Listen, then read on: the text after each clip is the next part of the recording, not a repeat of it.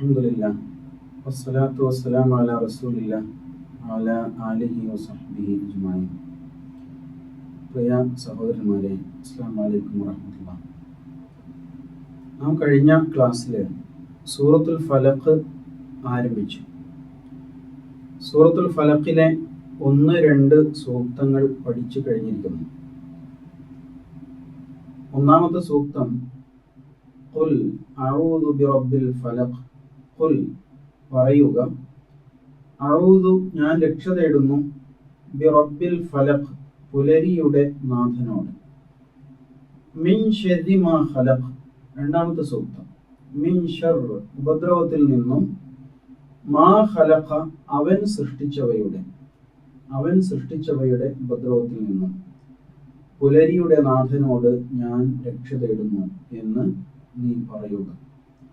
ഇത്രയുമാണ് അതിന്റെ വിശദീകരണങ്ങളോടുകൂടി തന്നെ നാം മനസ്സിലാക്കി കഴിഞ്ഞത്. ഇനി അടുത്ത സൂക്തങ്ങളിലേക്ക് പോവാണ്.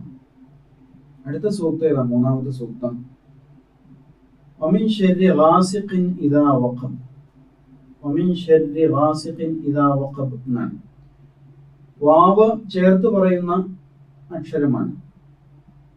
പിന്നെ മിൻ ഇൽ നിന്ന്, ഷർറ് ഉപദ്രവം, വമിൻ ഷർറ് ഉപദ്രവത്തിൽ നിന്നും. പുതിയൊരു വാക്ക് ഗാസിഖ് എന്ന വാക്കാണ്. ഗാസിഖിൻ ഇദാ വഖബ്. ഗാസിഖ് എന്ന വാക്കിന്റെ അർത്ഥം രാത്രി എന്നാണ്. ഗാസിഖ് ഏതാണ്ട് ലൈല് എന്നതിന് സമാനമായൊരു വാക്കാണ്. എന്നാൽ ഗാസിഖ് എന്ന് പറയുമ്പോൾ കുറച്ചുകൂടി ഗാഠമായ ഇരുട്ടുള്ള അവസ്ഥ എന്നുകൂടി ഉദ്ദേശിക്കുന്നുണ്ട്. ഗാസിഖ് എഴുതി നോക്കാം. ഗൈൻ അലിഫ്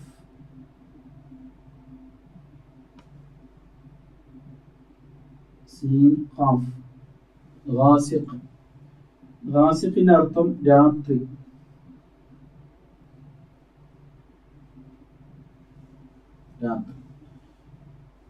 കുറച്ച് ഗാഠമായ രാത്രി എന്ന് തന്നെയാണ് ഗാസിഖ്.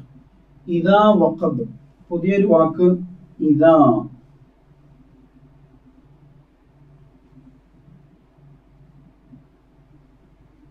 ഇദാ ആയാൽ.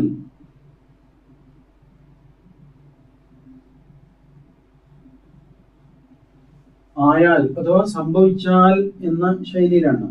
ഇദാ ജാഅ നസ്റുല്ലാഹി, ഇദാ സുൽസിലത്തിൽ അർദ്, ഇങ്ങനെയൊക്കെ ചില സൂറകൾ ആരംഭിക്കുന്നുണ്ടല്ലോ.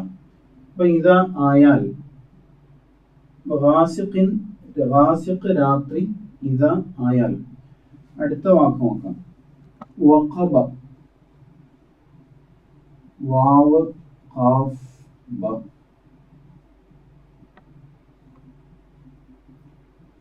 വഖബ ഇരുൾമുറ്റി.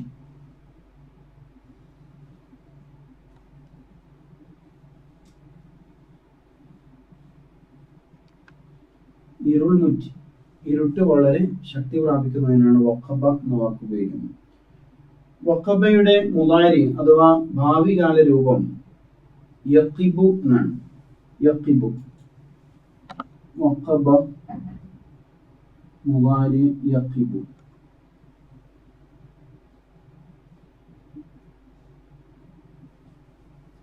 യഖിബു ഇരുൾമുറ്റും, ഇരുൾമുറ്റുന്നു എന്നൊക്കെയാണ് യഖിബു. വഖബ ഇരുൾമുറ്റി, മുദാരി യഖിബു ഇരുൾമുറ്റുന്നു എന്നാണ്. വമിൻ ശർരി ഗാസിഖിൻ. വമിൻ ശർറ് ഉപദ്രവത്തിൽ നിന്ന്, ഗാസിഖിൻ രാത്രിയുടെ ഉപദ്രവത്തിൽ നിന്ന്, ഇദാ അത് ആയാൽ, വഖബ ഇരുൾമുറ്റി. ഇദാ വഖബ ഇരുൾമുറ്റിയാൽ, വമിൻ ശർരി ഗാസിഖിൻ ഇദാ വഖബ രാത്രി ഇരുൾമുറ്റിയാൽ അതിന്റെ ഉപദ്രവത്തിൽ നിന്നും. ഇങ്ങനെയാണ് ഈ നാലാമത്തെ സൂക്തത്തിന്റെ അർത്ഥം.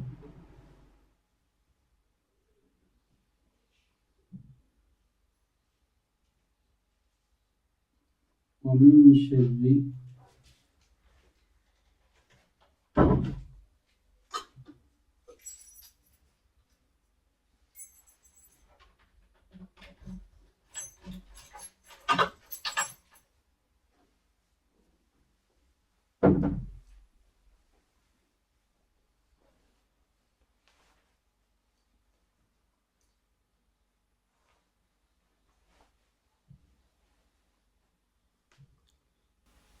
ഇദാ വഖബ.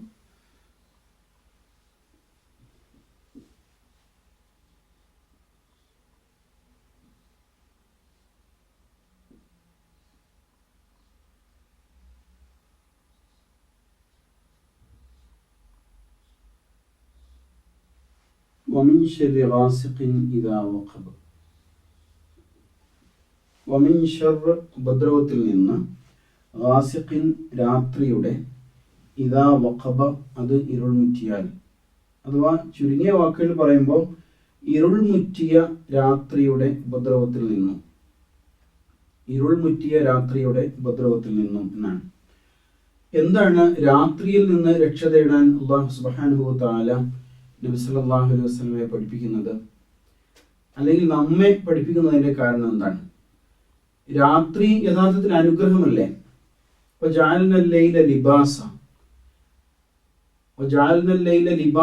രാത്രിയെ നാം വസ്ത്രമാക്കിയിരിക്കുന്നു എന്ന് പറഞ്ഞാൽ സ്വസ്ഥമായിട്ട് ഉറങ്ങാൻ, വിശ്രമിക്കാൻ, അതുപോലെ സ്വകാര്യതയിലേക്ക് ഉൾവലിയാനുള്ള സന്ദർഭമാണ് യഥാർത്ഥത്തിൽ രാത്രി. രാത്രി അള്ളാഹുവിന്റെ മഹത്തായ ദൃഷ്ടാന്തമാണ് എന്ന് തന്നെയാണ് ഖുർആൻ പഠിപ്പിക്കുന്നത്. ഇന്ന ഫീ ഖൽഖിസ് സമാവാതി വൽ അർദ് വഖ്തിലാഫിൽ ലൈലി വൻ നഹാർ ലആയാതിൽ ഉലിൽ അൽബാബ്. ആകാശഭൂമികളുടെ സൃഷ്ടിപ്പിലും രാപ്പകലുകൾ മാറി മാറി വരുന്നതിലും ചിന്തിക്കുന്നവർക്ക് ദൃഷ്ടാന്തമുണ്ട്. സൂറ ആല ഇമ്രാനിലെ അവസാന ഭാഗത്ത് കാണും. അപ്പൊ അങ്ങനെയുള്ള രാത്രിയിൽ നിന്ന് എന്തിനാണ് രക്ഷ തേടുന്നത്? രാത്രി വളരെ സുന്ദരമാണ്. ഒരുപക്ഷെ നല്ല നിലാവുള്ള രാത്രി, നക്ഷത്രങ്ങൾ തിളങ്ങി നിൽക്കുന്ന രാത്രി, അതിനെക്കുറിച്ചൊക്കെ കവികൾ ഒരുപാട് ഭാവനയിൽ സങ്കല്പിക്കാറും കവിതകൾ എഴുതാറൊക്കെ ഉണ്ട്. അത്രയും സുന്ദരമായ, മനുഷ്യ ജീവിതത്തിൽ വളരെ അനിവാര്യമായ ഒരു ഘടകമാണ് രാത്രി. അതേ സമയത്ത് ആ രാത്രിക്ക് തന്നെ ഉപദ്രവമുണ്ട്. നേരത്തെ കഴിഞ്ഞ സൂക്തത്തിൽ നമ്മൾ പഠിച്ചല്ലോ, മിൻ ശർരി മാ ഖലഖ്, അള്ളാഹു സൃഷ്ടിച്ച എല്ലാറ്റിലും ഉപദ്രവമുണ്ട് എന്ന് പഠിച്ചു. അപ്പൊ എന്ന പോലെ രാത്രി ഉപകാരപ്രദമാണ്. ഉറങ്ങുവാൻ, വിശ്രമിക്കുവാൻ, സ്വകാര്യതയിലേക്ക് ഉൾവലിയുവാൻ ഒക്കെ രാത്രി അനിവാര്യമാണ്. അതേ സമയത്ത് രാത്രിക്ക് അതിൻ്റെതായ പ്രയാസങ്ങളുണ്ട്. എത്ര ധൈര്യമുള്ള ആളായിരുന്നാലും രാത്രി എന്ന് പറയുമ്പോൾ അല്പം പ്രയാസത്തോടുകൂടി, അസ്വസ്ഥതയോടുകൂടിയാണ് രാത്രിയെ നോക്കി കാണുന്നത്. കാരണം ഇരുളിന്റെ മറവിൽ പല അക്രമങ്ങളും സംഭവിക്കാം. നേരം പുലരുമ്പോൾ, പത്രം കയ്യിൽ കിട്ടുമ്പോൾ, അല്ലെങ്കിൽ വാർത്തകൾ അറിയുമ്പോഴാണ് ഇന്നലെ രാത്രി എന്തൊക്കെയോ സംഭവിച്ചിരുന്നു എന്ന് നാം അറിയുന്നത്. അക്രമ പ്രവർത്തനങ്ങൾ, അതുപോലെ മോഷണ ശ്രമങ്ങൾ, ഇങ്ങനെ പല സംഭവങ്ങളും രാത്രിയുടെ മറവില് മനുഷ്യൻ ചെയ്തുകൊണ്ടിരിക്കണം.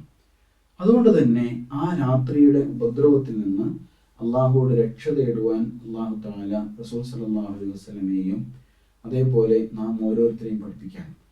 ഒരു പ്രാർത്ഥനയില് ഇങ്ങനെ തന്നെ ഉണ്ടല്ലോ, അല്ലാഹുമ്മ അഹ്ഫദ്നാ ഫീ ദുൽമത്തിൽ ലൈൽ, അള്ളാഹുവേ രാത്രിയുടെ അന്ധകാരത്തിൽ നീ ഞങ്ങളെ സംരക്ഷിക്കണമേ. കമാ ഹഫിൾത അന്നാ ഫീ ലൗഇൻ നഹാർ, കമാ ഹഫിൾത അന്നാ ഫീ ലൗഇൻ നഹാർ, പകൽ വെളിച്ചത്തിൽ നീ ഞങ്ങൾക്ക് സംരക്ഷണം നൽകിയതുപോലെ രാത്രിയുടെ അന്ധകാരത്തിൽ നീ ഞങ്ങൾക്ക് സംരക്ഷണം നൽകണമേ എന്ന് അള്ളാഹുവോട് പ്രാർത്ഥിക്കുന്ന ഒരു പ്രാർത്ഥനയുണ്ട്. അപ്പൊ അതിൽ നിന്നൊക്കെ മനസ്സിലാവുന്നത് പരിപൂർണമായും അള്ളാഹുവിൽ അഭയം തേടുന്ന, അള്ളാഹുവിൽ സുരക്ഷിതത്വം കണ്ടെത്തുന്ന ഒരു മാനസികാവസ്ഥയിലാണ് വിശ്വാസി എപ്പോഴും കഴിച്ചുകൂട്ടേണ്ടതെന്നാണ്. പിന്നെ റസൂൽ സല്ലല്ലാഹു അലൈഹി വസല്ലമിന്റെ ജീവിതവുമായി ബന്ധപ്പെടുത്തിയിട്ട് ഈ സൂക്തത്തിന് വല്ല പ്രത്യേകത ഉണ്ടാവും? തീർച്ചയായിട്ടും ഉണ്ട്. നബി സല്ലല്ലാഹു അലൈഹി വസല്ലമയെ മക്ക മുശ്രിക്കുകൾ പല വിധേനയും പ്രയാസപ്പെടുത്താൻ ശ്രമിച്ചു. സംഭവങ്ങൾ ഒരുപാട് നമുക്കറിയാം. വ്യക്തിപരമായി പ്രവാചകനെ ശാരീരികമായി ഉപദ്രവിക്കാൻ ശ്രമിച്ചു, അപകടപ്പെടുത്താൻ ശ്രമിച്ചു. ഇനി ഒരുപാട് സംഭവങ്ങളുണ്ട്. അപ്പൊ അതില് അവർ പലപ്പോഴും പതിയിരുന്ന് നബി സല്ലല്ലാഹു അലൈഹി വസല്ലമയെ ആക്രമിക്കുവാനുള്ള ഗൂഢാലോചനകൾ നടത്തിയിരുന്നു. അതാണ്. അപ്പൊ അതുകൊണ്ട് രാത്രിയിൽ ഉണ്ടാകാൻ ഇടയുള്ള ഇത്തരം ഉപദ്രവങ്ങളിൽ നിന്ന് അള്ളാഹുവോട് രക്ഷ തേടുക എന്നതാണ് ഈ സൂക്തം കൊണ്ട് ഉദ്ദേശിക്കുന്നത്. നാമും പ്രത്യേകിച്ച് മനസ്സിലാക്കേണ്ടതാണ്. റസൂലുള്ളാഹി സ്വല്ലല്ലാഹു അലൈഹി വസല്ലം പഠിപ്പിക്കുന്നുണ്ട്, വൈകുന്നേരം അഥവാ സന്ധ്യാ സമയത്ത്, മഗ്‌രിബിനോട് അടുത്ത സമയത്ത് നിങ്ങൾ കുഞ്ഞുങ്ങളെ പുറത്തേക്ക് വിടരുത്. അതുപോലെ കന്നുകാലികളെ ബന്ധിക്കണം എന്നൊക്കെ ഹദീസിലുണ്ട്. ഇന്ന് അങ്ങനെയുള്ള ശീലങ്ങളൊക്കെ നമുക്ക് നഷ്ടപ്പെട്ടിരിക്കുന്നു. മക്കളെ നേരത്തെ തന്നെ മഗ്‌രിബിന് മുമ്പായിട്ട് കുളിപ്പിച്ച് വീടിനകത്തേക്ക് പ്രവേശിപ്പിക്കുക, അങ്ങനെ ഖുർആൻ പാരായണം ചെയ്യാൻ പ്രേരിപ്പിക്കുക, ദിക്ർ ചൊല്ലുക, ഇങ്ങനെയൊക്കെയുള്ള നല്ല കാര്യങ്ങളുണ്ടല്ലോ, അത് പലപ്പോഴും നമുക്ക് നഷ്ടപ്പെട്ടുകൊണ്ടിരിക്കുകയാണ്. അപ്പൊ എന്തുകൊണ്ടാണ് അതിനെ പ്രേരിപ്പിക്കുന്നത് ചോദിച്ചാൽ, ഈ വൈകുന്നേരം രാത്രിയോടടുക്കുന്ന സമയം വളരെ ഗുരുതരമായ ഒരു സന്ദർഭമാണ് യഥാർത്ഥത്തിൽ. ആലോചിച്ച് നോക്കൂ, ലോകത്തിന്റെ വലിയൊരു ഭാഗം അങ്ങനെ തന്നെ ഇരുട്ടിലേക്ക് നീങ്ങുകയാണ്. അള്ളാഹുവിന്റെ മഹത്തായ ദൃഷ്ടാന്തമാണ്. അതേ സമയത്ത് തന്നെ അത് മുഖേന പടച്ചവനെ എന്തൊക്കെയാണ് സംഭവിക്കാൻ പോകുന്നത് എന്നതിനെ കുറിച്ചുള്ള ഒരു അസ്വസ്ഥത തീർച്ചയായിട്ടും നമ്മുടെ മനസ്സിലുണ്ടാവുന്നുണ്ട്. അതുകൊണ്ടാണ് രാവിലെയും വൈകുന്നേരവും പ്രത്യേകമായിട്ട് പ്രഭാതത്തിലും പ്രദോഷത്തിലും നിങ്ങൾ അവനെ തസ്ബീഹ് ചെയ്യുവിൻ, പ്രകീർത്തിക്കുവിൻ എന്നൊക്കെ പ്രത്യേകമായിട്ട് പഠിപ്പിക്കുന്നത്. അതേപോലെ സുബ്ഹിനും മഗ്‌രിബിനും പ്രത്യേകമായ പ്രാർത്ഥനകൾ നിശ്ചയിച്ചിരിക്കുന്നതൊക്കെ ആ ഉദ്ദേശത്തിലാണ്. അപ്പൊ അതുകൊണ്ട് പ്രപഞ്ചഘടനയിൽ ഉണ്ടാകുന്ന വലിയ ഒരു മാറ്റം അതെങ്ങനെയാണ് നമ്മുടെ ജീവിതത്തെ ബാധിക്കാൻ പോകുന്നത് എന്നതിനെ കുറിച്ചുള്ള അസ്വസ്ഥത നമുക്കുണ്ടാവണം. അതേപോലെ അള്ളാഹുവിലുള്ള അടിയുറച്ച തവക്കുലും, എന്ത് സംഭവിച്ചാലും അള്ളാഹുവിന്റെ തീരുമാനമാണല്ലോ, അതുകൊണ്ട് ഞാൻ ഏറ്റുവാങ്ങും എന്നുള്ള ഉറച്ച വിശ്വാസവുമാണ് അതിന്റെ പിന്നില് തീർച്ചയായും നമുക്ക് പ്രേരകമാവുന്നത്. എന്ത് സംഭവിച്ചാലും അതിൽ പരിപൂർണമായും അള്ളാഹുവിൽ അർപ്പിക്കുക എന്നുള്ളതാണ്. അതിനാൽ രാത്രിയിൽ ഉണ്ടാകാവുന്ന ഉപദ്രവങ്ങളിൽ നിന്ന് അള്ളാഹുവോട് രക്ഷ തേടുന്നു എന്നാണ് ഈ സൂക്തം കൊണ്ട് മുഖ്യമായി ഉദ്ദേശിക്കുന്നത്. ഇപ്പൊ 2 രക്ഷ തേടലുകൾ നമ്മൾ പഠിച്ചു കഴിഞ്ഞു. മിൻ ശർരി മാ ഖലഖ്, അതേപോലെ വമിൻ ശർരി ഗാസിഖിൻ ഇദാ വഖബ്, അവൻ സൃഷ്ടിച്ചവയുടെ ഉപദ്രവത്തിൽ നിന്ന്, അതേപോലെ ഇരുൾ മുറ്റിയ രാത്രിയുടെ ഉപദ്രവത്തിൽ നിന്നും, വമിൻ ശർരി ഗാസിഖിൻ ഇദാ വഖബ്. ഇനി അടുത്ത സൂക്തത്തിലേക്ക് നമുക്ക് പ്രവേശിക്കാം. 4ാമത്തെ സൂക്തം വമിൻ ശർരി നഫാസാതി ഫിൽ ഉഖദ് എന്നാണ്. വമിൻ ശർർ ഉപദ്രവത്തിൽ നിന്നും, അന്നഫാസാത്ത് ഊതുന്നവരുടെ ഉപദ്രവത്തിൽ നിന്നും, ഫിൽ ഉഖദ് കെട്ടുകളിൽ ഊതുന്നവരുടെ ഉപദ്രവത്തിൽ നിന്നും എന്നാണ്. അപ്പോൾ ഒന്ന് അതിൻ്റെ വാക്കുകൾ പരിചയപ്പെടാം. വമിൻ ശർർ നമ്മൾ പഠിച്ചു കഴിഞ്ഞാണ്. നഫാസാത്ത്, നഫസ എന്ന വാക്ക് ആദ്യത്തിൽ, നൂൻ ഫ സ, നഫസ.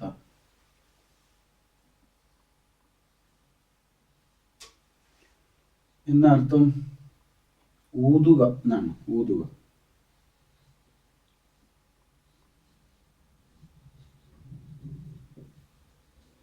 നഫസ ഊതുക. യംഫുസു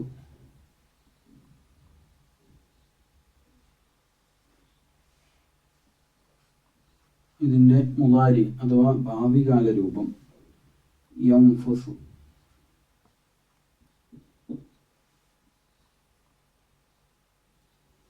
ഊതുന്നു അല്ലെങ്കിൽ ഊതും. നഫസ യംഫുസു. സാധാരണഗതിയിൽ ഊതുന്നതിന്, വെണ്ണീറിൽ ഊതുന്നതിന് അല്ലെങ്കിൽ തീ കത്തിക്കാൻ വേണ്ടിയിട്ട് ഊതുന്നതിനൊക്കെ നഫഖ എന്ന വാക്കാണ് ഉപയോഗിക്കുക. നഫഖ ഊതി, തീ കത്തിക്കാൻ വേണ്ടിയിട്ട് ഊതുന്നതിനൊക്കെ നഫഖ. കാഹളത്തിൽ ഊതുന്നതിന് ഫൈദാ നുഫിഖ ഫിസ്സൂർ, കാഹളത്തിൽ ഊതപ്പെട്ടാൽ, അതിനൊക്കെ നഫഖ എന്ന വാക്കാണ് ഉപയോഗിക്കുക. ഇതിനല്പം വ്യത്യാസമുണ്ട്. നഫഖ എന്നാണ്. ഈ ഊത്ത് ഒരു പ്രത്യേക തരത്തിലുള്ള ഊത്താണ്, അഥവാ മന്ത്രവാദികളുടെ ഊത്താണ് അവിടെ ഉദ്ദേശിക്കുന്നത്. മന്ത്രവാദികളുടെ ഊത്തിന്റെ പ്രത്യേകത എന്താ? തഫ്സീറുകളൊക്കെ പറയുന്നുണ്ട്, അല്പം തുപ്പലോടുകൂടിയുള്ള ഒരു ഊത്ത്, ഇങ്ങനെയുള്ള ഒരു ഊത്തുണ്ടല്ലോ, അതാണ് നഫസ എന്നതുകൊണ്ട് ഉദ്ദേശിക്കുന്നത് എന്നാണ്. മന്ത്രവാദികളുടെ ഊത്താണ് നഫസ. വമിൻ ശർരി നഫാസാത്ത്. അപ്പൊ ഇവിടെ ഉള്ള വാക്ക് നഫാസത്ത്.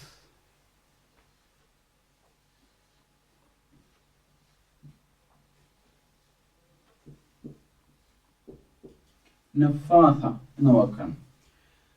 നഫാസ എന്ന് പറയുമ്പോൾ ഊതുന്നവൾ അല്ലെങ്കിൽ ഊതുന്നവൻ, മന്ത്രവാദി എന്ന അർത്ഥത്തിലാണ് ഉപയോഗിക്കുന്നത്. ഊതുന്നവൻ,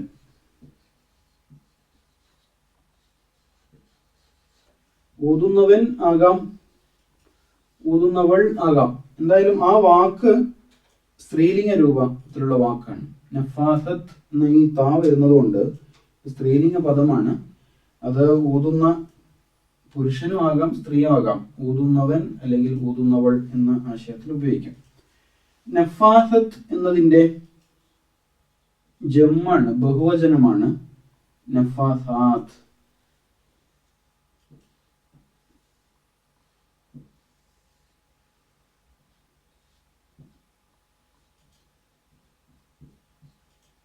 നഫാസാത്ത്, നഫാസാത്ത്.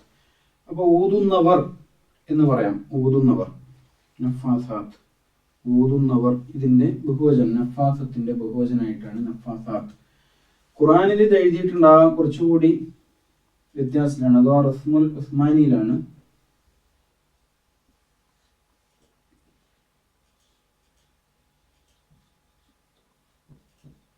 നഫാസാത്ത് ഇതാണല്ലോ ഉസ്മാനിയും മറ്റ് സാധാരണ ലിപിയും തമ്മിലുള്ള വ്യത്യാസം. ചേർത്ത് എഴുതാന്നുള്ളതാണ്. ഫാഇന്റെ അലിഫ്, നഫാ എന്ന ഈ അലിഫ് ഇവിടെ തന്നെ ചേർത്ത് എഴുതിയിരിക്കുകയാണ്. ഫാവും സാവും തായും ഒക്കെ ഒന്നിച്ചെഴുതിയിട്ട് അലിഫ് പ്രത്യേകമായിട്ട് ഇട്ടു കൊടുക്കുന്ന രീതിയാണ് സ്വീകരിച്ചിരിക്കുന്നത്. അപ്പൊ അൻ നഫാസാത്ത്, നഫാസാത്ത് ഊതുന്നവർ, ഊതുന്നവർ എന്നാണ് അർത്ഥം. ഇതിന്റെ കൂടെ അലിഫ്ലാം ചേരുമ്പോഴാണ് പ്രത്യേകമായൊരു ഉദ്ദേശം ഇതിനുണ്ടാവുന്നത്. അപ്പൊ സാധാരണ ഊതുന്ന ആരെയും നമുക്ക് നഫാസാത്ത് എന്ന വാക്കുകൊണ്ട് വിശേഷിപ്പിക്കാം. പക്ഷേ ഇവിടെ ഓതുന്നത് മന്ത്രവാദിയാണ്, അൻ നഫാസാത്ത്. അപ്പോൾ അലിഫ്ലാമി ചേർക്കുമ്പോൾ പ്രത്യേകമായൊരു ഉദ്ദേശം അതിന് വന്നു. അൻ നഫാസാത്ത്, ഒരു പ്രത്യേക ഊത്ത് നടത്തുന്ന പ്രത്യേക ആളുകൾ എന്ന് പറയുമ്പോൾ ഇതിന്റെ വിശദീകരണത്തിൽ ഖുർആൻ വ്യാഖ്യാതാക്കൾ പ്രത്യേകമായിട്ട് സൂചിപ്പിക്കുന്നുണ്ട്, മന്ത്രവാദികൾ, ഊതുന്ന ദുർമന്ത്രവാദികളാണ് ഉദ്ദേശിക്കപ്പെടുന്നതെന്ന്. അപ്പൊ ഒന്നുകൂടി അവിടെ വ്യക്തമാവുന്നുണ്ട്. അടുത്ത വാക്കുകൂടെ പഠിക്കുമ്പോൾ മനസ്സിലാവും. നഫാസാത്ത് ഊതുന്നവർ.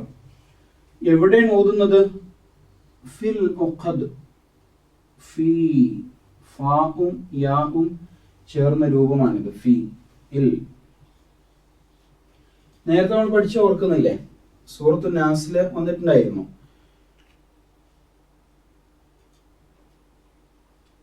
സൂറത്തു നാസിൽ മിൻ ശരിൽ വസ്വാസിൽ ഖന്നാസ് അല്ലദി യുവസ്വിസു ഫീ സുദൂരിൻ നാസ്, അല്ലദി യുവസ്വിസു ഫീ സുദൂർ, ഹൃദയങ്ങളിൽ എന്ന് പഠിച്ചത് ഓർക്കുന്നുണ്ടാവും. അതേ ഫീ തന്നെയാണ്. അപ്പൊ എവിടെയാണ് ഊതുന്നത്? അടുത്ത വാക്കിൽ നിന്ന് നമുക്ക് പഠിക്കാൻ പറ്റും. ഫിൽ ഉഖദ്, ഉഖദത്തുൻ,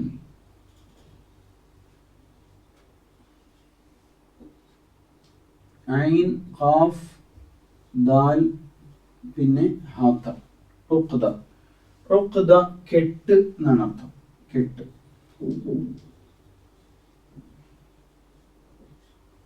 കെട്ട്. കെട്ടെന്ന് പറഞ്ഞാല് നൂല് കൊണ്ട് കെട്ടിടുക എന്നതിനാണ് ഉഖദ എന്ന വാക്ക് ഉപയോഗിക്കുന്നത്. ഉഖദ ഇതിന്റെ ബഹുവചനമാണ് ഉഖദ്, ജംഉ ഉഖദ്. ഉഖദ് കെട്ടുകൾ, ഉഖദ് കെട്ടുകൾ. ഉഖദത്തുൻ കെട്ട്, ഉഖദ് കെട്ടുകൾ. ഫിൽ ഉഖദ് കെട്ടുകളിൽ ഊതുന്നവർ. വമിൻ ശർരി നഫാസാത്ത് ഊതുന്നവരുടെ ഉപദ്രവത്തിൽ നിന്ന്. ഫിൽ ഉഖദ് കെട്ടുകളിൽ ഊതുന്നവരുടെ ഉപദ്രവത്തിൽ നിന്ന്. ഉഖദ് എന്നത് ബന്ധനം ഏതർത്ഥത്തിലുള്ളതായാലും, ഇപ്പോ കരാറ് എന്ന അർത്ഥത്തിൽ ഉഖദ ഉപയോഗിക്കും. ഉഖദത്തുൻ നിക്കാഹ് വിവാഹ ഉടമ്പടി, വിവാഹ ഉടമ്പടി എന്ന ആശയത്തിൽ ഉപയോഗിക്കുന്നു. വമിൻ ശർരി നഫാസാത്തി ഫിൽ ഉഖദ് കെട്ടുകളിൽ ഊതുന്നവരുടെ ഉപദ്രവത്തിൽ നിന്ന്. നമുക്ക് ആയത്ത് എഴുതി നോക്കാം.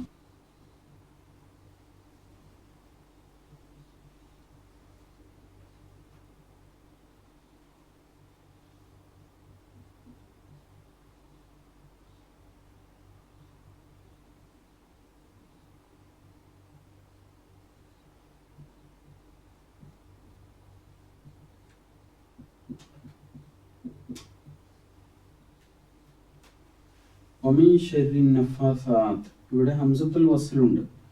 വമിൻ ശർരി നഫാസാത്തി ഫിൽ ഉഖദ്.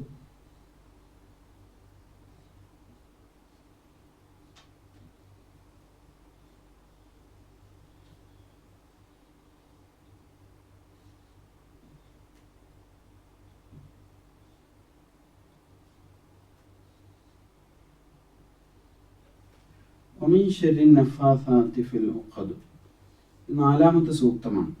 വമിൻ ശർരി നഫാസാത്തി ഫിൽ ഉഖദ്.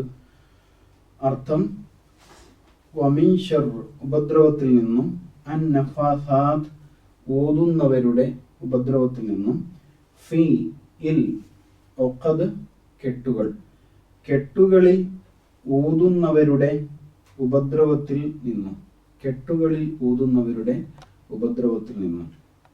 നേരത്തെ സൂചിപ്പിച്ചതുപോലെ ദുർമന്ത്രവാദികളെ കുറിച്ചാണ് ഈ സൂക്തം പ്രത്യേകമായി ഉദ്ദേശിക്കുന്നത്. മന്ത്രവാദം, മന്ത്രം എന്നത് ഇസ്ലാം അനുവദിച്ചതുണ്ട്, എന്നാൽ അനുവദിക്കപ്പെടാത്ത രൂപത്തിലുള്ള മന്ത്രങ്ങളുണ്ട്. അനുവദിക്കപ്പെട്ടത് അള്ളാഹുവോടുള്ള പ്രാർത്ഥനകൾ ആകുന്ന മന്ത്രങ്ങളാണ്. സൂറത്തുൽ ഫാത്തിഹ റുഖിയ അഥവാ മന്ത്രമാണ് എന്ന് നമ്മൾ പഠിക്കേണ്ടായി.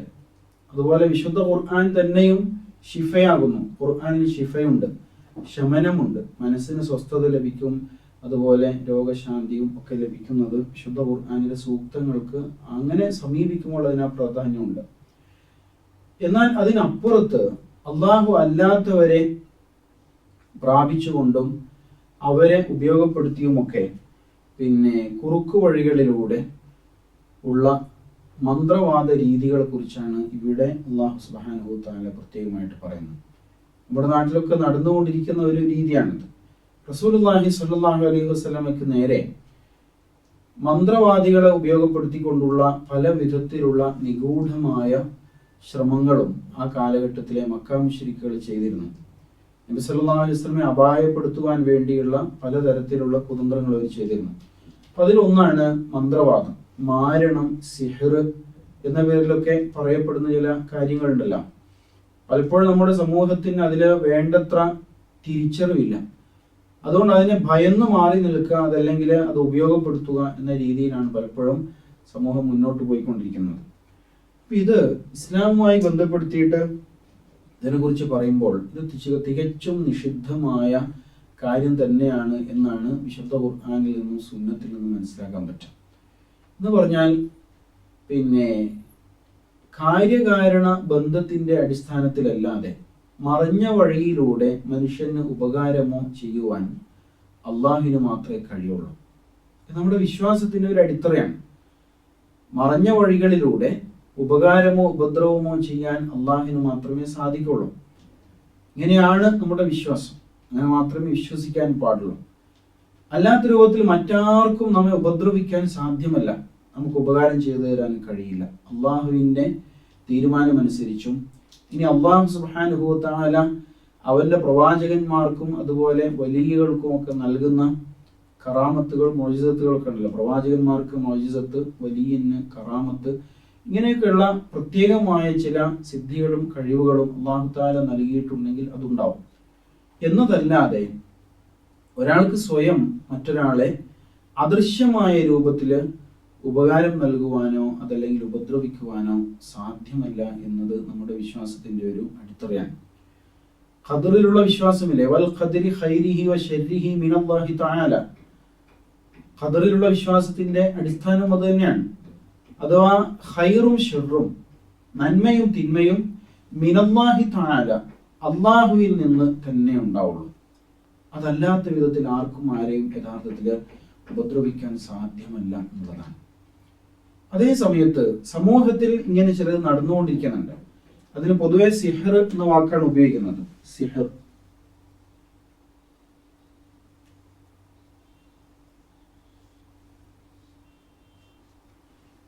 എന്ന വാക്ക് ഉപയോഗിക്കുക. അല്ലെങ്കിൽ വിശുദ്ധ ഖുർആനിൽ പിന്നെ ഉപയോഗിച്ചൊരു വാക്ക് ജിബത്ത് എന്നാണ്. ഇങ്ങനെയുള്ള എല്ലാ മന്ത്ര മാരണാദി പ്രവൃത്തികളെയും ഒന്നിച്ചു പറഞ്ഞൊരു വാക്ക് ജിബത്ത് എന്നാണ്. സിഹറും ജിബത്തും. സിഹിർ എന്ന വാക്ക് സൂറത്തുൽ ബഖറയിൽ 102-ാമത്തെ സൂക്തത്തിൽ അല്ലാഹു സുബ്ഹാനഹു വ തആല ഉപയോഗിച്ചതായിട്ട് കാണാം. അതുപോലെ ജിബ്ത്ത് എന്ന വാക്ക് സൂറത്തുൽ നിസാ 51-ാമത്തെ സൂക്തത്തിലുണ്ട്. സിഹിർ എന്ന് പറഞ്ഞാൽ അവ്യക്തം എന്നാണ് ശരിക്കും വാക്കിന്റെ അർത്ഥം തന്നെ. സഹർ എന്ന് പറഞ്ഞാൽ പാതിരാത്രിയാണ്. സഹർ പാതിരാവാണ്. സിഹിർ അവ്യക്തം, പാതിരാത്രി അല്ലെങ്കിൽ അങ്ങനെ സുബഹിനോട് അടുത്തുകൊണ്ടിരിക്കുന്ന സമയം എന്ന് പറഞ്ഞാൽ ഒരു അവ്യക്തത നിലനിൽക്കുന്ന സമയമാണത്. ഒരാളെ കാണുമ്പോൾ ഒരു നിഴൽ കടന്നു പോകുന്നതായിട്ട് മനസ്സിലാവും, അതേസമയത്ത് ആരാണത് എന്ന് വ്യക്തമായിട്ട് നമുക്ക് മനസ്സിലാക്കാൻ കഴിയില്ല എന്നത് ആ സമയത്തിന്റെ ഒരു പ്രത്യേകതയാണ്. അപ്പൊ എന്ന പോലെ ഒരു അവ്യക്തമായ വ്യക്തത കുറഞ്ഞ രൂപത്തിലുള്ള കാര്യങ്ങളും പ്രവൃത്തികളുമാണ് യഥാർത്ഥത്തിൽ സിഹിർ എന്ന് പറഞ്ഞാൽ. നിഗൂഢത അതിന്റെ പിന്നില് വലയം ചെയ്തതായിട്ട് നമുക്ക് മനസ്സിലാക്കാൻ പറ്റും. സിഹിറിനെ കുറിച്ച് പണ്ഡിതന്മാർ നൽകുന്ന വിശദീകരണം എന്താ? അതിന് യാഥാർത്ഥ്യമില്ല എന്നാണ്. സിഹിർ യാഥാർത്ഥ്യമല്ല, അതേ സമയത്ത് നമ്മുടെ പഞ്ചേന്ദ്രിയങ്ങളെ സ്വാധീനിക്കാൻ അതിന് കഴിയും. കണ്ണിനെ അതുപോലെ കാതിനെ ഒക്കെ സ്വാധീനിക്കുവാനുള്ള കഴിവ് തീർച്ചയായിട്ടും സിഹിറിനുണ്ട് എന്നാണ് പറയുന്നത്. ഇപ്പൊ നമ്മുടെ മജീഷ്യന്മാരൊക്കെ ചെയ്യുന്ന ചില രീതികളില്ലേ, ഒരു പെട്ടി എടുത്തിട്ട് ഇങ്ങനെ കാണിച്ചു തരും, അതിൻ്റെ അകം പൊള്ളയാണ്, ഇങ്ങനെ തുറന്ന് അതിൻ്റെ 4 വശവും കാണിച്ചു, എന്നിട്ട് അത് നിരത്ത് വെച്ചു, എന്നിട്ട് അതിലേക്കൊരു ഒരു ടവൽ ഇട്ടു, പിന്നെ അവർ പെട്ടെന്ന് പുറത്തേക്ക് എടുക്കുന്നത് ഒരു മുയലായിരിക്കും. ഇങ്ങനെയൊക്കെ കാണിക്കുന്നതാണ്. അപ്പൊ അവിടെ എന്താ സംഭവിക്കുന്നത്? അതിന് പൊതുവെ നാം പറയുന്നത് തന്നെ കൺകെട്ട് എന്നാണ്. നമ്മുടെ കണ്ണിനെ അവർ കെട്ടിക്കളയാണ്. അപ്പൊ ആ രൂപത്തിൽ നമ്മുടെ പഞ്ചേന്ദ്രിയങ്ങളെ ഏതോ അർത്ഥത്തിൽ അവർ നിയന്ത്രിച്ച് അവരുദ്ദേശിക്കുന്ന രൂപത്തിൽ കാര്യങ്ങൾ മുന്നോട്ട് കൊണ്ടുപോകാൻ ശ്രമിക്കുന്നു. എന്നാൽ അതിൽ യാഥാർത്ഥ്യമുണ്ടാവും. മായാജാലം, ജാലവിദ്യ എന്നൊക്കെ അല്ലേ അതിനെക്കുറിച്ച് പറയാം. യഥാർത്ഥത്തിൽ ഇതാണ് സിഹിറിന്റെ യാഥാർത്ഥ്യം എന്ന് പറയുന്നത്. അതിനപ്പുറത്ത് അതിന് വസ്തുതയൊന്നുമില്ല എന്നാണ് പണ്ഡിതന്മാർ അതിനെക്കുറിച്ച് പറയുന്നത്. കാരണം അങ്ങനെ ഉണ്ടാവാൻ പാടില്ല. അള്ളാഹു നിശ്ചയിച്ചതിനും അപ്പുറം, അള്ളാഹുവിന്റെ തീരുമാനത്തിനും അപ്പുറം മറ്റൊരാൾക്ക് നമ്മുടെ ജീവിതത്തിൽ ഇടപെടാൻ കഴിയുമോ? ഒരിക്കലും സാധ്യമല്ല. അത് ഈമാനിന് വിരുദ്ധമാണ്. നമസ്കാര ശേഷം നമ്മുടെ നിർവഹിക്കുന്ന ദിക്റുകളില്ലേ, പ്രാർത്ഥനകൾ, ദിക്റുകളിലൊക്കെ ഇത് വരുന്നുണ്ട്. അല്ലാഹുമ്മ ലാ മാനിഅ ലിമാ അഅതൈത്, അല്ലാഹുവേ ലാ മാനിഅ തടയുന്നവനില്ല, ലിമാ അഅതൈത നീ നൽകിയതിനെ തടയുന്നവനില്ല, വലാ മുഅതിയ ലിമാ മനഅത് അതേപോലെ നീ തടഞ്ഞതിനെ നൽകുന്നവനുമില്ല. ഇത് വളരെ അടിസ്ഥാനപരമായ ഒരു ദിക്റാണ്. ഇത് 5 നേരവും നാം ചൊല്ലുന്നതിന്റെ ഉദ്ദേശവും നമ്മുടെ ജീവിതവുമായി ബന്ധപ്പെട്ടുകൊണ്ട് അള്ളാഹുവിന് മാത്രമേ നമുക്ക് എന്തും നൽകാൻ കഴിയുള്ളൂ, ഉപകാരമായാലും ഉപദ്രവമായാലും. അതേപോലെ തന്നെ നമ്മിൽ നിന്ന് തടയുവാനും അള്ളാഹുവിന് മാത്രമേ കഴിയുകയുള്ളൂ എന്നതാണ് അതിന്റെ അടിസ്ഥാനം. ഇത് നമ്മുടെ വിശ്വാസത്തിന്റെ വളരെ പ്രധാനപ്പെട്ട ഒരു ഘടകമാണ്. റസൂലുള്ളാഹി സ്വല്ലല്ലാഹു അലൈഹി വസല്ലം സബഉൽ മൂബിഖാത്ത് 7 വൻ പാപങ്ങൾ എന്ന പേരിൽ 7 കാര്യങ്ങൾ പഠിപ്പിച്ചില്ലേ? അതിൽ ഒന്നാമത്തേത് ശിർക്കാണ്, അശ്ശിർക്കു ബില്ലാഹ്. രണ്ടാമത്തേത് സിഹ്റാണ്. അപ്പൊ അതിന്റെ പ്രാധാന്യം നമുക്ക് മനസ്സിലാവും, അതിന്റെ ഗൗരവം നമുക്ക് ബോധ്യപ്പെടുന്നു. ചെയ്യാൻ പാടില്ലാത്ത ഗുരുതരമായ ശിക്ഷാർഹമായ 7 വൻ പാപങ്ങൾ എന്ന ഗണത്തിലാണ് ഈ 7 എണ്ണം എണ്ണി പറയുന്നത്. അതിൽ ഒന്നാമത്തേത് ശിർക്കാണ്, രണ്ടാമത്തേത് സിഹ്റാണ്. പിന്നെ അന്യായമായ കൊലപാതകം, അതുപോലെ അനാഥയുടെ അഥവാ യതീമിന്റെ സമ്പത്ത് അന്യായമായിട്ട് ദുരുപയോഗം ചെയ്യുക, അതുപോലെ പലിശ തിന്നുക, പിന്നെ യുദ്ധത്തിൽ നിന്ന് പിന്മാറിക്കളയുക, അതുപോലെ പതിവ്രതയായ വിശുദ്ധയായ സ്ത്രീയെ കുറിച്ച് അപവാദം പ്രചരിപ്പിക്കുക. ഇങ്ങനെ 7 കാര്യങ്ങളാണ് ഹദീസിൽ വരുന്നത്. അത് രണ്ടാമതായിട്ട് തന്നെ എണ്ണി പറയുന്നത് സിഹറാണ് എന്നാണ് മനസ്സിലാക്കേണ്ടത്. അതിനാൽ വളരെ ഗുരുതരമായ പ്രത്യാഘാതം സൃഷ്ടിക്കുന്ന ഒരു വിഷയമായിട്ട് അതിനെ കണക്കാക്കേണ്ടതുണ്ട്. എന്താണ് മുസ്ലിം സമൂഹത്തിന്റെ സിഹറിനോടുള്ള പൊതുവെയുള്ള നിലപാട്? അത് ചെയ്യാമോ, ചെയ്തുകൂടെ എന്നത് തുടങ്ങിയുള്ള ഒരുപാട് ചർച്ചകൾ കാണാം. ചെയ്യാമോ, ചെയ്തുകൂടെ എന്ന വിഷയത്തിൽ ഒറ്റ ഉത്തരമേ ഉള്ളൂ, അത് വൻ പാപങ്ങളിൽപ്പെട്ടതാണ്, ചെയ്യാൻ പാടില്ല എന്ന് തന്നെയാണ്. എന്നാൽ ചിലർ പറയുന്നത് കേൾക്കാം, നമ്മൾ അങ്ങോട്ട് ചെയ്യാൻ പാടില്ല, അതേസമയത്ത് നമുക്കെതിരിൽ ആരെങ്കിലും ചെയ്താൽ നമുക്കതിനെ മറുമരുന്നായിട്ട് അതിനെ ഉപയോഗപ്പെടുത്താം എന്നൊക്കെ പറഞ്ഞുകൊണ്ട് വ്യാഖ്യാനിക്കുന്നത് കാണാം. ദീനീ ബോധമുള്ള പണ്ഡിതന്മാരായ ആളുകൾ തന്നെ ഇത്തരം പ്രവൃത്തികൾ ചെയ്തുകൊണ്ടിരിക്കുന്നത് കാണാം. അയാൾക്ക് അസ്മാവിന്റെ പണിയാണ് എന്നൊക്കെ പറയുന്നത് കേട്ടിട്ടില്ലേ? അപ്പൊ ഇങ്ങനെയുള്ള ചില ദുർമന്ത്രവാദവും പ്രവൃത്തികളുമായിട്ട് കഴിയുന്ന ആളുകളുണ്ട്. അപ്പൊ ഇവിടെ ഹൈന്ദവതയിലെ അഥർവ വേദം എന്നൊരു വേദത്തെ കുറിച്ച് തന്നെ പറയുന്നു. അത് ഇങ്ങനെയുള്ള ദുർമന്ത്രവാദങ്ങളും ആളുകളുടെ മനസ്സിനെ സ്വാധീനിക്കാൻ കഴിയും എന്ന് പറയപ്പെടുന്ന തരത്തിലുള്ള പ്രവൃത്തികളൊക്കെയാണ് അതുകൊണ്ട് യഥാർത്ഥത്തിൽ ഉദ്ദേശിക്കുന്നത്. യഥാർത്ഥത്തിൽ ഇത് ബാധിക്കുമോ ഇല്ലയോ? സിഹർ ബാധിക്കുമോ ഇല്ലയോ? സിഹറിന് യാഥാർത്ഥ്യമില്ല എന്ന് പറഞ്ഞു. സിഹർ ബാധിക്കുമോ ഇല്ലയോ? പലരും പറയും എന്നെ ബാധിച്ചിട്ടുണ്ട്, എനിക്ക് അങ്ങനെ അനുഭവം ഉണ്ട് എന്ന് പറയുന്നത് കേൾക്കാം. യഥാർത്ഥത്തിൽ ഇത് ബാധിക്കുമോ ഇല്ലയോ? ഇത് നമ്മുടെ മാനസികാവസ്ഥയുമായി ബന്ധപ്പെട്ടൊരു വിഷയമാണ്. നമ്മുടെ മനസ്സിൽ നേരത്തെ സിഹർ ബാധിക്കും എന്ന ചിന്ത കടന്നുകൂടിയിട്ടുണ്ടെങ്കിൽ അങ്ങനെയുള്ള എന്തെങ്കിലും ഒരു സാഹചര്യത്തിൽ നാം ചെന്നപ്പെടുമ്പോഴേക്ക് എല്ലാ കാര്യങ്ങളും നമ്മൾ അതോട് ചേർത്ത് പറയും. ഞാൻ ചോദിക്കട്ടെ, നിങ്ങൾ കാലത്ത് വീടിന്റെ വാതിൽ തുറന്ന് പുറത്തേക്ക് ഇറങ്ങുമ്പോൾ കോലായിൽ അല്ലെങ്കിൽ മുറ്റത്ത് ഒരു പേപ്പർ, ആ പേപ്പറിനകത്ത് കുറെ കളം വരച്ചിട്ട് കുറെ അറബി അക്ഷരങ്ങൾ മറ്റൊക്കെ എഴുതിയിരിക്കുന്നു. ഇങ്ങനൊരു സാധനം കിട്ടിയാൽ നിങ്ങൾ എന്ത് ചെയ്യും? അല്ലെങ്കിൽ വീട് തുറന്ന് പുറത്തേക്ക് ഇറങ്ങുമ്പോൾ തന്നെ ഒരു മുട്ട, ആ മുട്ടയുടെ പുറത്ത് പല അക്ഷരങ്ങൾ എഴുതി വെച്ചിട്ടുണ്ട്. ഇങ്ങനെ ഒന്ന് കയ്യിൽ കിട്ടിയാൽ നിങ്ങൾ എന്ത് ചെയ്യും? ലാ ഹൗല വലാ ഖുവത ഇല്ലാ ബില്ലാഹ്. എന്റെ ജീവിതത്തിന്റെ എല്ലാ ദുരന്തങ്ങളുടെയും എല്ലാ നിർഭാഗ്യങ്ങളുടെയും കാരണം ഇതാണ് എന്നാണോ ചിന്തിക്കുക? അങ്ങനെയാണ് ചിന്തിക്കുന്നതെങ്കിൽ നിങ്ങളെ സിഹർ ബാധിച്ചു. അങ്ങനെ ചിന്തിക്കുന്ന ആളുകൾ ഇത് കയ്യിലെടുത്തുകൊണ്ട് ഉടനെ ഓടിച്ചെല്ലാണ്. എങ്ങോട്ട്? ഇതിന് മറുമരുന്ന് അന്വേഷിച്ചിട്ട് ഇതേ പ്രവൃത്തികൾ ചെയ്യുന്ന ആളുകളുടെ അടുക്കിലേക്ക് ചെല്ലും. എന്നിട്ട് ഇങ്ങനെ ഒരു സംഭവം ഉണ്ട്, അതുകൊണ്ട് എന്തെങ്കിലും ഒരു പരിഹാരം ഉണ്ടാക്കി തരണം എന്ന് നമ്മൾ ആ മന്ത്രവാദിയുടെ അടുക്കൽ പോയിട്ട് പറയുകയാണ് ചെയ്യുന്നത്. അപ്പൊ അയാൾ പലതും നിർദ്ദേശിക്കും, അയാൾക്ക് സാമ്പത്തിക നേട്ടം ഉണ്ടാക്കുന്ന പലതും പറയും. അപ്പൊ അതൊക്കെ നമ്മൾ ചെയ്തു കൊടുക്കും. അങ്ങനെ ആകുമ്പോൾ എന്തോ സമാധാനം കിട്ടിയതായിട്ട് നമുക്ക് തോന്നും. യഥാർത്ഥത്തിൽ അള്ളാഹുവിൽ വിശ്വസിക്കുന്ന ഒരാളിൽ നിന്ന് ഇങ്ങനെ ഒരു സമീപനം ഉണ്ടാകാമോ? അഊദു ബില്ലാഹി മിനശ് ശൈത്വാനിർ റജീം പഠിച്ചവരാണ് നമ്മൾ. അങ്ങനെ പഠിക്കുന്ന ഒരാള് എങ്ങനെയാണ് ഈ അർത്ഥത്തിലുള്ള ചിന്താഗതികളിലേക്ക് പോവുക?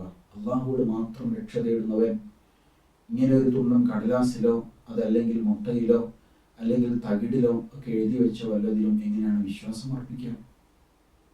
അതേ സമയത്ത് മറ്റൊരു മനസ്സ് ഇങ്ങനെ ഒരു പേപ്പർ അല്ലെങ്കിൽ ഒരു മുട്ട അല്ലെങ്കിൽ ഒരു കുപ്പി, ഒരു ബോട്ടില്, ഇങ്ങനെ എന്തെങ്കിലും ഒന്ന് കിട്ടിയാൽ അഊദു ബില്ലാഹി മിനശ് ശൈത്വാനിർ റജീം എന്ന് പറഞ്ഞാൽ പേപ്പർ കീറിക്കളയാൻ, ആ മുട്ട എറിഞ്ഞുടക്കുവാൻ ഉള്ള ഈമാനികമായ ധൈര്യം പ്രകടിപ്പിക്കാൻ നമുക്ക് കഴിയുമോ?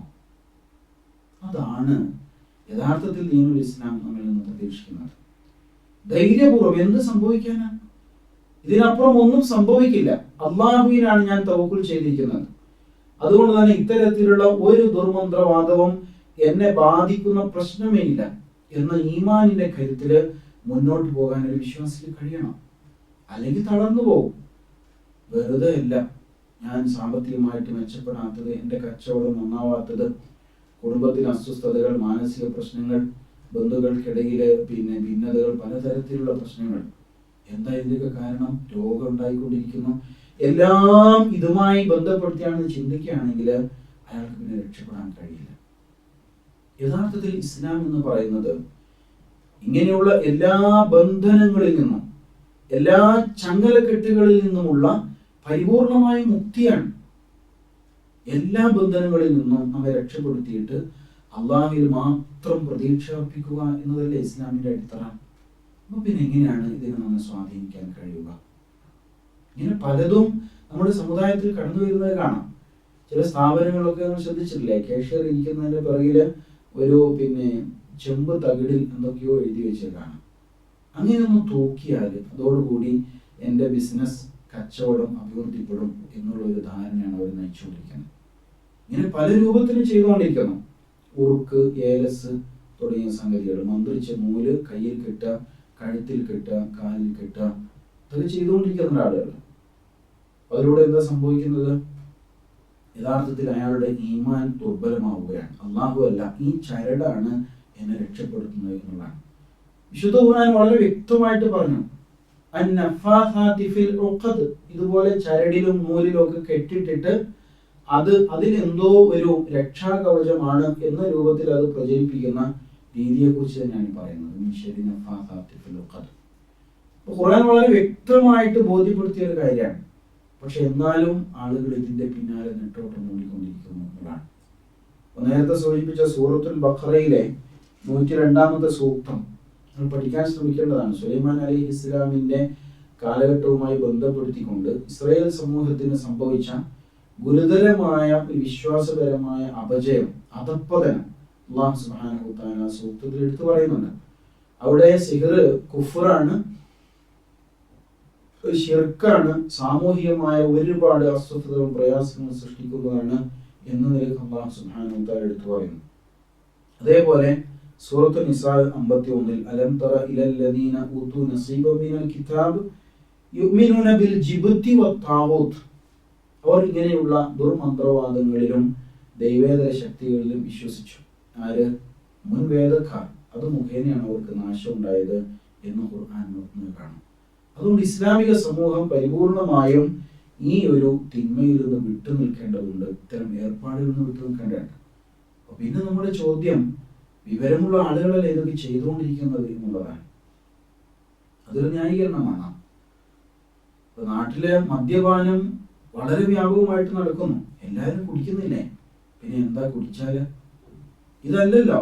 അള്ളാഹുവിന്റെ ദീൻ അതിനെ ഹലാലാക്കിയിട്ടുണ്ടോ ഹറാമാക്കിയിട്ടുണ്ടോ എന്നതാണ് അതിന്റെ അടിത്തറ. അല്ലാതെ നാട്ടുകാർ ചെയ്യുന്നില്ലേ എന്നുള്ളതല്ല. അതാണ് പ്രത്യേകിച്ച് തിരിച്ചറിയേണ്ടത്. അതിനാൽ അടിസ്ഥാനപരമായി സിഹർ എന്നത് മിഥ്യയാണ്. അതിന് യാഥാർത്ഥ്യവുമായിട്ട് യാതൊരു ബന്ധവുമില്ല. എന്നാൽ ഒരാളുടെ മനസ്സ് ദുർബലപ്പെടുകയും ഇങ്ങനെയുള്ള കാര്യങ്ങളിൽ വിശ്വാസം അർപ്പിക്കുകയും ചെയ്താൽ അത് ഫലിക്കുന്നതായിട്ട് തനിക്ക് അനുഭവപ്പെടുന്നതായിട്ട് ആൾക്ക് തോന്നാം. എന്നാൽ മനസ്സിനെ ഈമാൻ കൊണ്ട് ബലപ്പെടുത്തിയിട്ട് ഇത്തരത്തിലുള്ള സാഹചര്യങ്ങളിൽ നിന്ന് വിട്ടുനിൽക്കാനാണ് സത്യവിശ്വാസികൾക്കും ശ്രദ്ധിക്കേണ്ടത്. എന്നാൽ റസൂൽ സല്ലല്ലാഹു അലൈഹി വസല്ലമയ്ക്ക് നേരെ മക്ക മുശ്രിക്കുകൾ സിഹർ ചെയ്തതായിട്ട് ഹദീസുകൾ വരുന്നുണ്ട്. സിഹർ ചെയ്തിരുന്നു. നബി സല്ലല്ലാഹു അലൈഹി വസല്ലമയുടെ നുബുവത്തുമായി ബന്ധപ്പെട്ട വിഷയങ്ങളെ അതൊരിക്കലും ബാധിക്കാൻ പാടില്ല എന്ന് തന്നെ നമ്മൾ അടിസ്ഥാനപരമായിട്ട് അതിനെക്കുറിച്ച് മനസ്സിലാക്കേണ്ടതും വിശ്വസിക്കേണ്ടതുണ്ട്. അല്ലാതെ നബി സല്ലല്ലാഹു അലൈഹി വസല്ലമയെ ലഭിക്കുന്ന വഹീനെ സിഹർ ബാധിക്കാം. അല്ലാഹു സുബ്ഹാനഹു വ തആല അവതരിപ്പിച്ചതല്ലാത്ത മറ്റെന്തൊക്കെയോ പ്രവാചകന്റെ നാവിലൂടെ പുറത്തേക്ക് വരാം. അങ്ങനെ സംഭവിക്കുമോ? നഊദുബില്ലാ, ഒരിക്കലും അങ്ങനെ സംഭവിക്കില്ല. പ്രവാചകന് നേരെ സിഹർ ചെയ്തിട്ടുണ്ട്. എന്നാൽ ഒരു പ്രവാചകൻ എന്ന നിലയ്ക്ക് നബി സല്ലല്ലാഹു അലൈഹി വസല്ലമയെ ഒരിക്കലും അത് ബാധിക്കുകയില്ല എന്ന് തന്നെയാണ് അതിൽ അടിസ്ഥാനപരമായിട്ട് നാം വിശ്വസിക്കേണ്ടത്, മനസ്സിലാക്കേണ്ടത്. എന്നാൽ മനുഷ്യനെ പലപ്പോഴും ഇത് അസ്വസ്ഥപ്പെടുത്തി കളയാൻ ഇടയുണ്ട്. എന്നതുകൊണ്ട് തന്നെയാണ് അല്ലാഹു സുബ്ഹാനഹു വ തആല സിഹറിന്റെ ഉപദ്രവത്തിൽ നിന്ന് അല്ലാഹുവോട് രക്ഷ തേടണം എന്ന് പ്രത്യേകമായിട്ട് ഈ സൂക്തത്തിലൂടെ നമ്മെ പഠിപ്പിക്കുന്നത്. അതിനാൽ സിഹർ പോലെയുള്ള വിശ്വാസ വൈകല്യങ്ങളിൽ നിന്ന് ഖുർആൻ പഠിക്കുന്ന ഓരോ ആളും പരിപൂർണമായും മുക്തി നേടേണ്ടതുണ്ട്. കാരണം പൗരോഹിത്യവും അതുപോലെ മന്ത്രവാദവും ഒക്കെ നമ്മെ അന്ധമായി ചൂഷണം ചെയ്യുന്ന കേവല മാർഗങ്ങൾ മാത്രമാകുന്നു. അതിന് യാഥാർത്ഥ്യമില്ല. ഇത്തരം ബന്ധനങ്ങളിൽ നിന്ന് മുക്തി നേടിക്കൊണ്ട് പരിപൂർണമായും അള്ളാഹുവിലേക്ക് തിരിയുവാൻ നാം ശ്രമിക്കേണ്ടതുണ്ട്.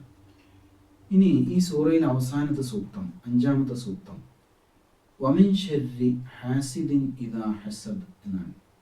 വമിൻ ശർ, അവസാനമായിട്ട് അള്ളാഹുവോട് രക്ഷ തേടുന്ന വിഷയം. ഹാസിദ്, അസൂയാലുവിൽ നിന്ന് രക്ഷ തേടലാണ്. ഇദാ ഹസദ, അവൻ അസൂയ കാണിക്കുമ്പോൾ, അസൂയാലു അസൂയപ്പെടുമ്പോൾ അതിൻ്റെ ഉപദ്രവത്തിൽ നിന്നും അള്ളാഹുവോട് രക്ഷ തേടലാണ്. ഹസദ്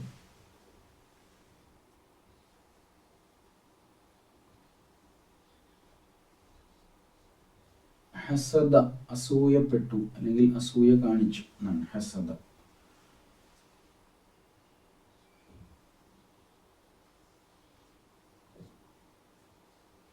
ഹസദ്, അസൂയ. ഹസദ്, അസൂയ. ഹസദ എന്ന് പറയുമ്പോൾ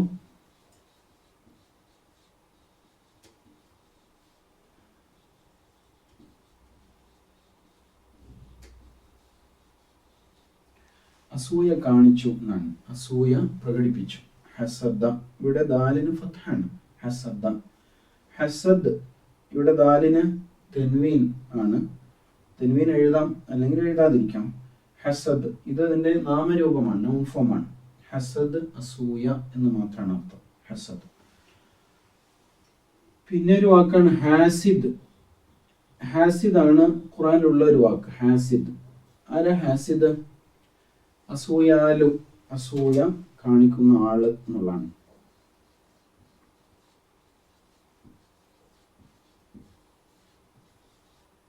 ഹാസിദ് അസൂയാലു, ഹാസിദ്. വമിൻ ഷർരി ഹാസിദിൻ, വമിൻ ഷർ ഉപദ്രവത്തിൽ നിന്നും, ഹാസിദ് അസൂയാലുവിന്റെ ഉപദ്രവത്തിൽ നിന്നും. ഇതാ നേരത്തെ കഴിഞ്ഞ സൂക്തത്തിൽ നമ്മൾ പഠിച്ചില്ലേ, ഇതാ ആയാൽ, ഇതാ ഹസദ അവൻ അസൂയ കാണിച്ചാൽ, അസൂയാലും അസൂയപ്പെടുമ്പോൾ അതിൻ്റെ ഉപദ്രവത്തിൽ നിന്നും. അപ്പോൾ വമിൻ ഷർർ ഹാസിദിൻ ഇദാ ഹസദ്, വമിൻ ഷർർ ഉപദ്രവത്തിൽ നിന്നും, ഹാസിദിൻ അസൂയാലുവിൻ്റെ, ഇദാ ആയാൽ, ഹസദ അവൻ അസൂയ കാണിച്ചു. ഇങ്ങനെയാണ് അതിൻ്റെ വാചക ഘടന. സൂക്തം എഴുതി നോക്കാം.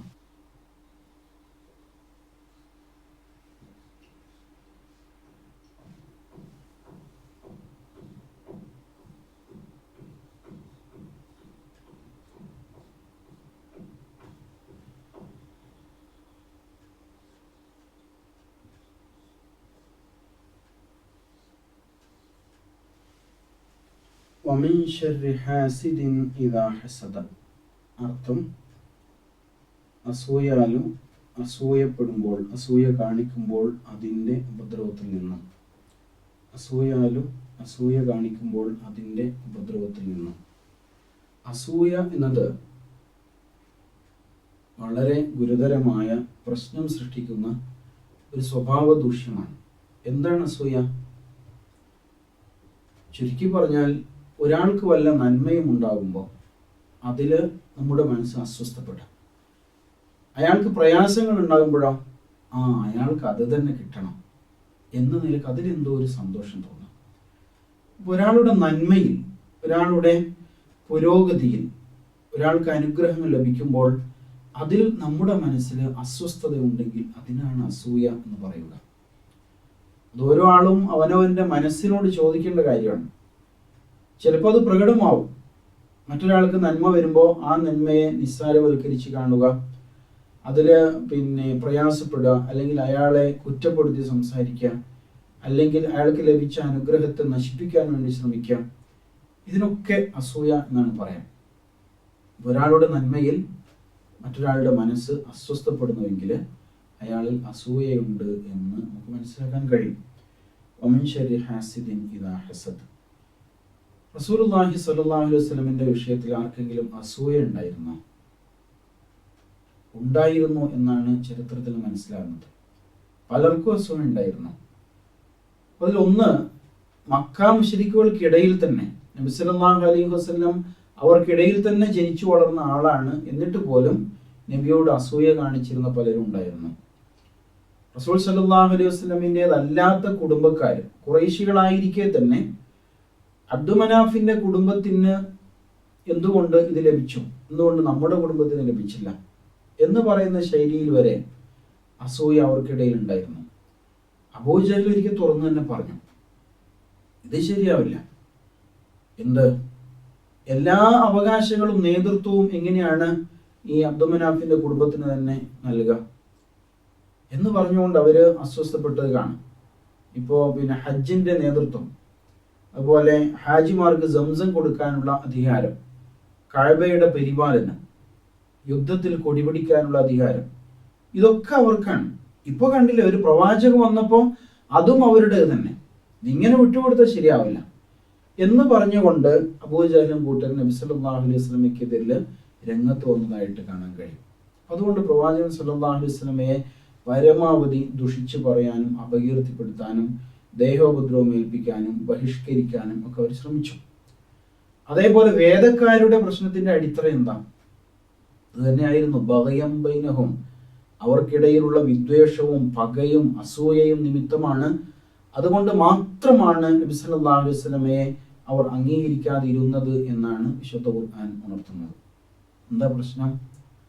കാലങ്ങളായി ഇസ്രായേൽ സമൂഹത്തിലാണ് പ്രവാചകന്മാർ വന്നുകൊണ്ടിരുന്നത്. അപ്പൊ അതുകൊണ്ട് എങ്ങനെയാണ് നമ്മിൽ നിന്ന് ഈ പ്രവാചകത്വം എന്ന മഹത്തായ പദവി എടുത്തു കളഞ്ഞിട്ട് ഇസ്മായിൽ വംശത്തിൽ പിറന്ന മുഹമ്മദിന് എങ്ങനെ നൽകും? അത് നമുക്ക് അംഗീകരിക്കാൻ പറ്റില്ല. അതുകൊണ്ട് ഇസ്രായേൽ സമൂഹത്തിലെ പ്രവാചകന്മാരെ മാത്രമേ നാം ഉൾക്കൊള്ളുകയുള്ളൂ, അംഗീകരിക്കുകയുള്ളൂ എന്നായിരുന്നു യഥാർത്ഥത്തില് വേദക്കാർ പറഞ്ഞുകൊണ്ടിരുന്നത്. അവരുടെ പ്രശ്നവും അസൂയയാണ്. മക്ക മുശ്രിക്കുകളുടേതും അസൂയ തന്നെയായിരുന്നു. അപ്പൊ അതുകൊണ്ട് നബി സല്ലല്ലാഹു അലൈഹി വസല്ലമയ്ക്ക് നേരെ പല വിധത്തിലും പ്രശ്നം സൃഷ്ടിക്കാൻ അവർ ശ്രമിച്ചിരുന്നു എന്നതാണ്. അതുകൊണ്ടാണ് അല്ലാഹു സുബ്ഹാനഹു വ തആല അസൂയാലുവിന്റെ ഉപദ്രവത്തിൽ നിന്ന് രക്ഷ തേടണം എന്ന് റസൂൽ സല്ലല്ലാഹു അലൈഹി വസല്ലമയോട് പ്രത്യേകമായിട്ട് കൽപ്പിക്കുന്നതും നമ്മെ അത് പഠിപ്പിക്കുന്നത്. ഇത്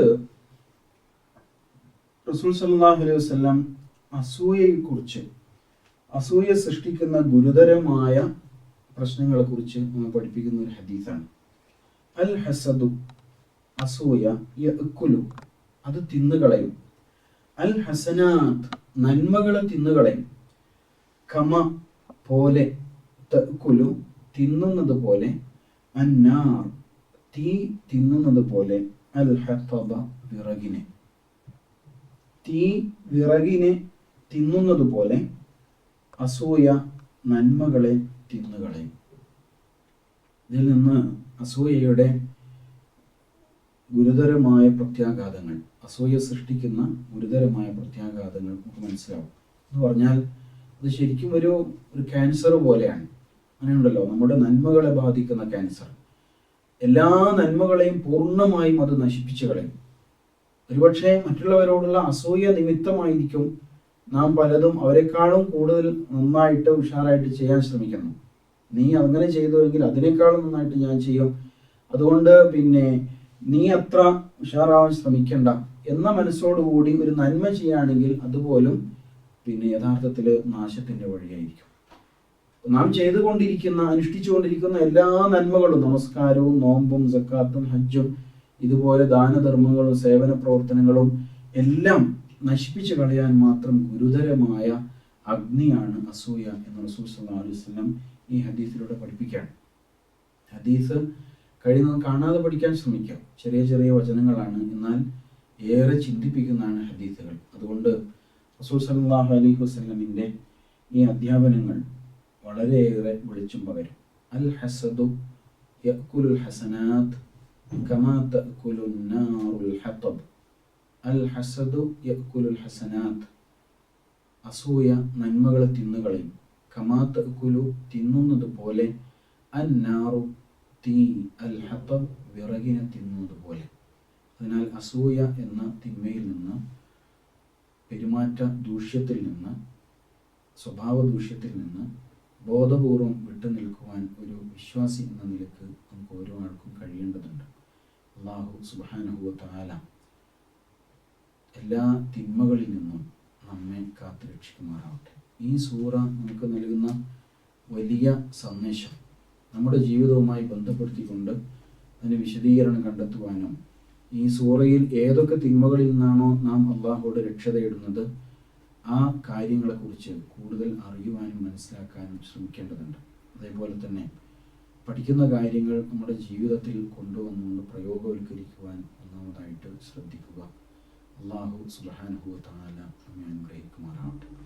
എല്ലാ അനുഗ്രഹങ്ങളും നൽകി അല്ലാഹു സുബ്ഹാനഹു വ തആല നമ്മുടെ ജീവിതത്തെ ഇഹലോകത്ത് അനുഗ്രഹിക്കുകയും അതേപോലെ നാളെ സ്വർഗം നൽകി അല്ലാഹു തആല